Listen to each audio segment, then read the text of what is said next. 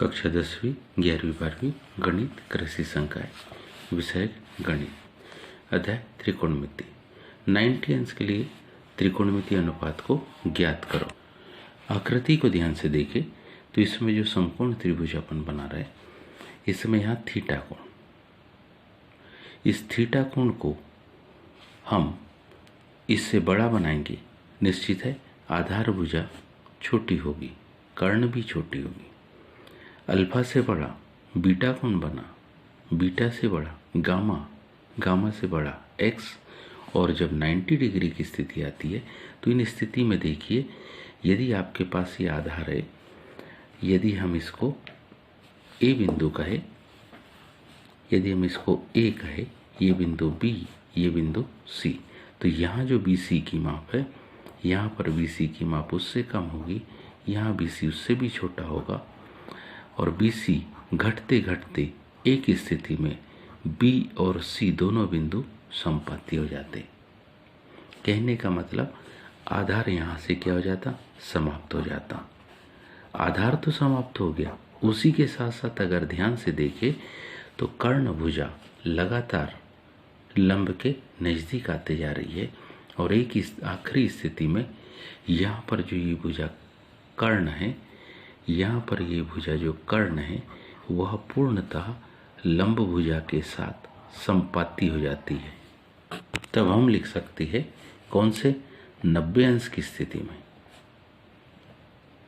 जब 90 का एंगल बनता, जब ये थीटा 90 की ओर बढ़ता है तो ऐसी स्थिति में कौन सी भुजा, लंब भुजा और कर्ण दोनों समपाती हो जाती है। माना कि ये किसके, ए के बराबर है। और साथ ही साथ ध्यान से देखें तो हम पाते हैं कौन सी भुजा, आधार समाप्त हो जाती है। हम जानते हैं कि यहाँ से आधार पूर्णतः समाप्त हो गई, मतलब आधार की माप बराबरी से 0 हो जाएगी।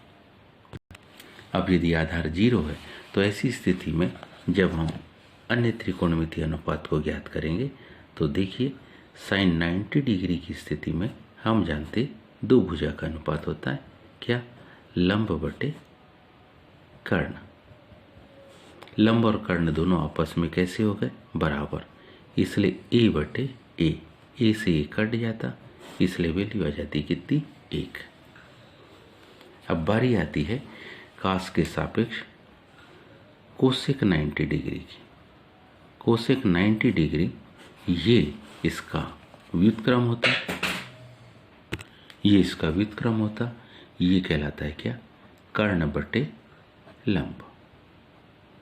दोनों की दोनों माप, कर्ण और लंब दोनों आपस में बराबर है, मतलब ए बटे ए, ए से कट गया तो वैल्यू कितनी आ गई, 1 के बराबर।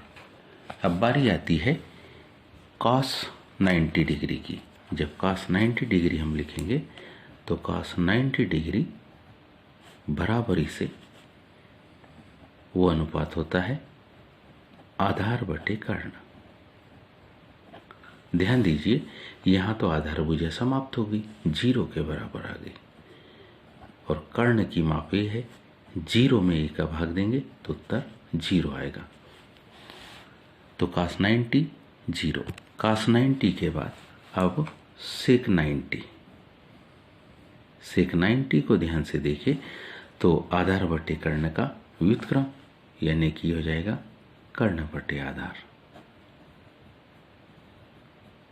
कर्ण भुजा की माप यहाँ ए के बराबर है, लेकिन आधार भुजा की माप यहाँ पर किसके, 0 के बराबर है। ऐसी कंडीशन में हमारा उत्तर होता कि ये वैल्यू क्या, परिभाषित नहीं है, परिभाषित नहीं है, अपरिभाषित वैल्यू आ गई। अब बारी आती है tan 90 डिग्री की। तो tan 90 डिग्री दो भुजा का अनुपात होता है, ये एक होती है लंब भुजा और दूसरी होती है आधार भुजा। लंब भुजा की माप ए इकाई के बराबर है, लेकिन आधार भुजा की माप किसके, 0 के बराबर है। अंश में वैल्यू है लेकिन हर में 0 है, तो ऐसी वैल्यू क्या हो जाती, ऐसी वैल्यू कहलाती परिभाषित नहीं है, ये इसको हम लिखते अपरिभाषित। इसी के सापेक्ष अब वैल्यू आती है किसकी, cot 90 डिग्री की। तो cot 90 डिग्री बराबरी से हमारे पास वैल्यू इसकी अपोजिट होगी, क्या होगी, आधार बटे लंब। आधार भुजा की माप ध्यान से देखो तो वो है 0, लंब भुजा की माप a इकाई के बराबर है, भाग देंगे तो वैल्यू आएगी 0। तो इस तरीके से 90 की स्थिति में sin 90 1, cosec 90 1, cos 90 0, sec 90 अपरिभाषित या परिभाषित नहीं है, tan 90 अपरिभाषित, cot 90 0। उम्मीद है आप सबको ये समझ में आया होगा। आज के लिए इतना ही, शेष कर, धन्यवाद।